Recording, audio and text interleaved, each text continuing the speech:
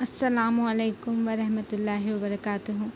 جب ہم خانہ کعبہ کا طواف کرتے ہیں تو جب ہم رکن یمنی اور حجر اسود کے درمیان سے گزرتے ہیں تو یہ دعا پڑھیں۔ میں یہ دعا اردو اور انگلش ٹرانسلیشن کے ساتھ بتانے جا رہی ہوں۔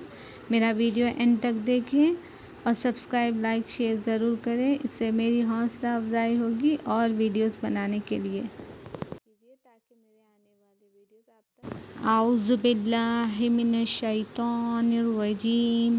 میں پناہ مانگتا ہوں اللہ کی شیطان مردود سے۔ I seek refuge in Allah from Shaitan the accused one۔ بسم اللہ الرحمن الرحیم۔ شروع اللہ کا نام لے کر جو بڑا مہربان نہایت رحم والا ہے۔ In the name of Allah, the most beneficent, the most merciful۔ ربنا آتنا فی الدنیا حسنۃ وفی الآخرۃ حسنۃ وقنا عذاب النار۔ ترجمہ: پروردگار ہم کو دنیا میں بھی نعمت عطا فرما اور آخرت میں بھی نعمت بخشو اور دوزخ کے عذاب سے محفوظ رکھ۔